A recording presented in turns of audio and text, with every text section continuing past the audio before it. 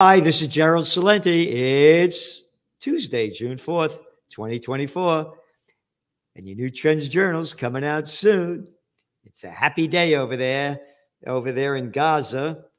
Yeah, bullshit Biden's Rafah red line is a red carpet for Netanyahu. Hey, remember all this talk about a ceasefire? And what did Israel say? No ceasefire, just more slaughter. Oh, and the Americans keep supplying the Israelis with the bombs to do the killing. It's the American way. Disgusting what's going on. Oh, I'm an anti-Semite because I hate war. Go fuck yourself. Well, matter of fact, maybe you could get Lindsey Graham to go fuck you up the ass. I mean, whatever you want to do. What a bunch of shit this is. This is disgusting. This is murderous in front of everybody's eyes. Blowing the fucking place to smithereens. We get Hamas, they're hiding. You destroyed the fucking joint. Anyway, your Trends Journal's filled with these articles. You have a whole section on the Israeli war. Yep. By the way, over the weekend, 120,000 Israelis took to the streets calling for a ceasefire deal. Hardly reported in America. But Netanyahu said, go fuck yourself. We're not going to do it. Biden backed ceasefire deal in Gaza. Bibi says, F you.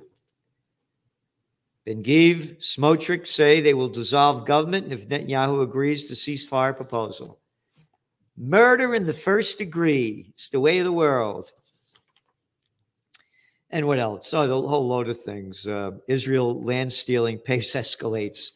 You know, I love this term they call settlers. Not settlers, you're stealing the fucking land.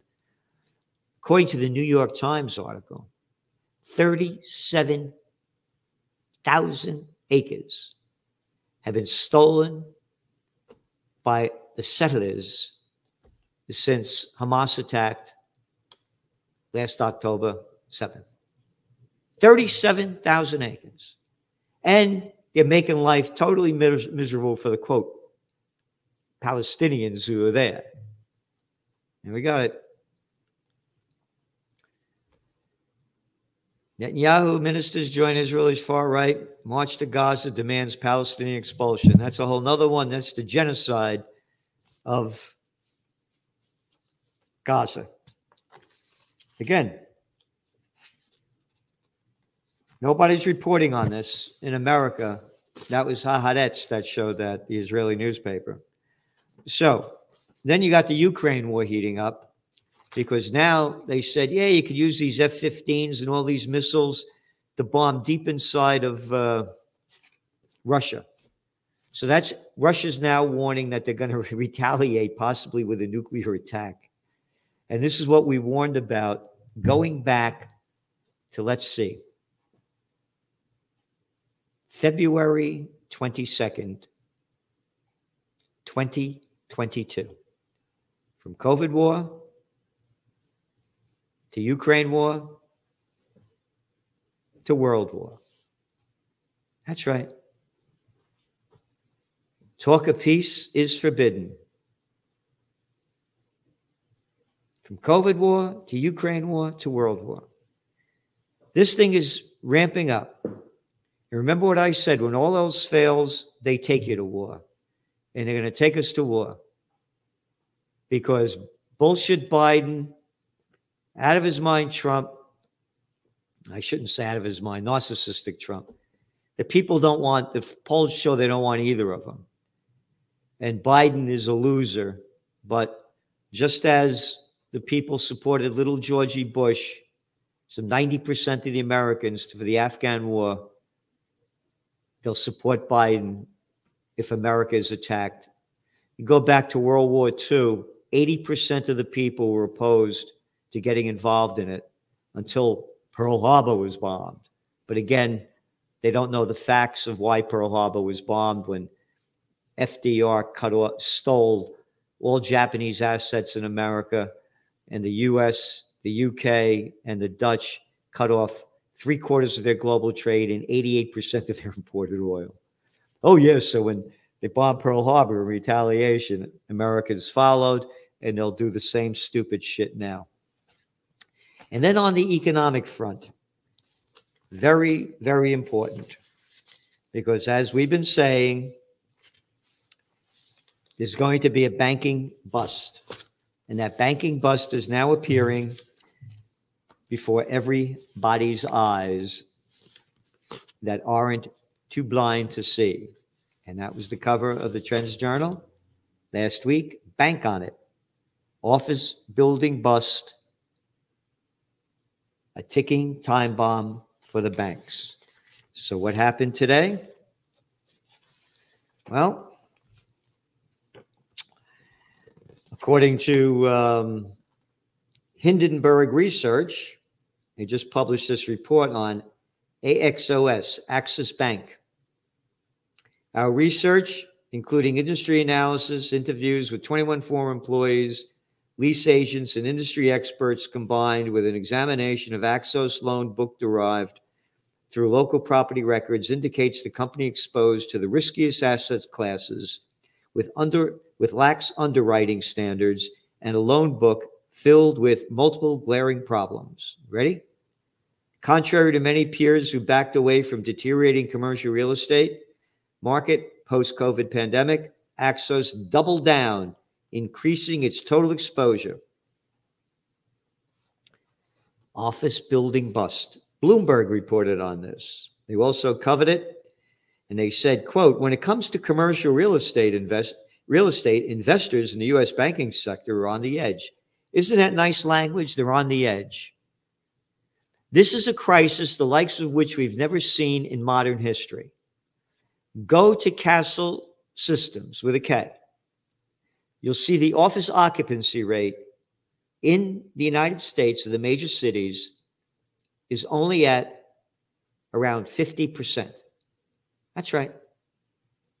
Now, all the businesses that depended on commuters, they're going out of business too, but we won't talk about that because nobody does. And again, you go back to your Trends Journal and you look at your office building bust. We said this was going to happen in May of 2020. We said this was the beginning when they forced people to work at home. And again, people said, I don't want to commute anymore. An hour and a half each way, I'm not doing that anymore. And the tenant and the people that rented the space said, yeah, don't come in. I don't need all this office space. I don't see any cubicles anyway. This thing is going to bring down the banking system, and no one is talking about it. No one anywhere. No one. All they're doing is giving little bits and pieces of what's going on here without showing the big story. Bloomberg also covered Axos reporting that when it comes again, and we write, no shit, blow us away. We only forecast this would happen in May of 2020. Bloomberg wrote that Axos Financial Inc., the latest target, slumped Tuesday after a short seller took aim at what it called the bank's, quote, glaring property loan problems. This is just the beginning. They also note that a wall of maturing property debt this year that's estimated at $441 billion. They're estimating over the next 2.5 years, some $4 trillion of commercial real estate loans are coming due. They're not going to be paid off. So gold prices went down today. But again, we think gold is near its bottom and it's an upswing. Later in the week, we're going to see the European Central Bank. The bet is they're going to lower interest rates. When they lower interest rates and other countries lowering interest rates, the United States is going to lower them too. It's one big club. As George Carlin said, it's one big club and you ain't in it.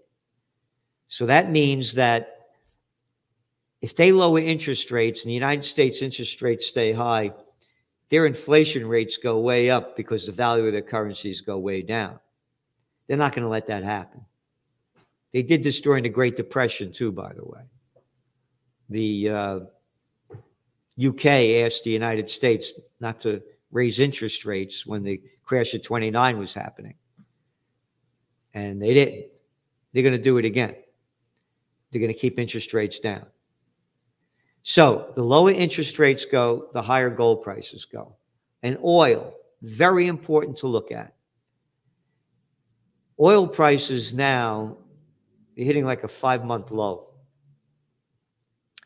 This is even after OPEC has agreed to cut production. Why?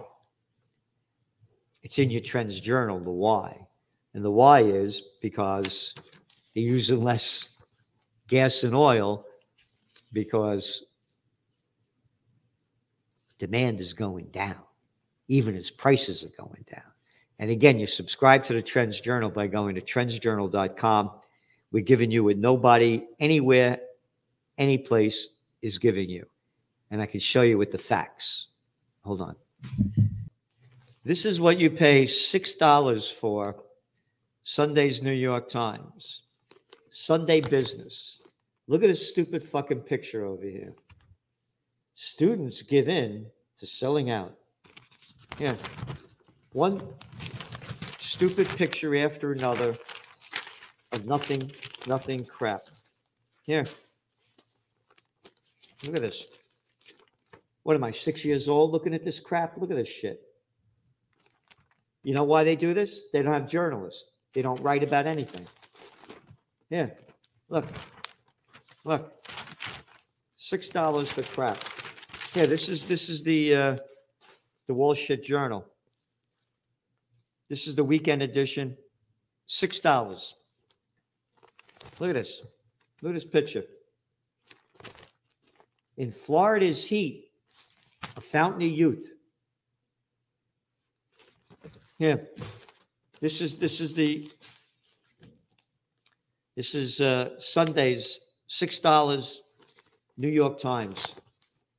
Big article there, front page. The internet's final frontier: remote Amazon tribes of Brazil. Look at this. Whole big story. Who gives a fuck? What in the world is going on? We don't know. We're the news media. It's all a bunch of crap. So anyway, we're giving you what nobody else in the world is giving you. Trends analysis, geopolitical, socioeconomic, technocracy. Yeah, AI, the decline of humans. Joe Duran, you get this book, his other one, The Synthetic Devolution. I tell him, I said, you spelt it wrong. It's devolution. I'm joking around with them. Yeah, it is. And get these books on Amazon. We're giving you technocracy. We're giving you high-tech science. We're giving you AI. Again, everything's turned synthetic. Synthetic fibers, synthetic food, synthetic GDP, synthetic music. As I said, they got it misspelt it in the King James Bible when they said the meek shall inherit the earth. The geeks have inherited the earth. So again, featured guest articles by Phil Giraldi, former CIA guy. Featured guest articles by Dr. Joseph Mercola. Featured guest article by John and Nisha Whitehead. Get up, stand up, don't give up the fight. Know your rights or you will lose them. And again, trends in cryptos, trends in geopolitics. We're giving you everything we can for the grand total of $2.56 a week. That's it. Over 200 pages each week. So the more subscribers we have, the more we can do. And don't forget, and I'm not saying the more we can do in terms of what we're giving you everything we can. The more we get the word out of truth, justice, and the American way, and the world way of life, liberty, and the pursuit of happiness, the better we'll have a time of joy and beauty in this life. But that's not going to happen until we get rid of these clowns and you get your T-shirt by going to Trends Journal, Trends Shop. You see the shop. Hey, politicians, who the fuck are you to tell me what to do? And there's the back of the shirt. Yep. So there we got it. Your new Trends Journal. You're not going to want to miss it. It's history before it happens. You better prepare for what's going on. This is the most volatile crisis that I've ever witnessed in my 44 years of trend forecasting. Again, as they say, go away in May. That's what they say about getting out of the stock market. This is very volatile right now. You better be prepared to see what's going on. And don't forget, tune in tomorrow, Salenti and the Judge, 6 p.m. Eastern Time. See you then.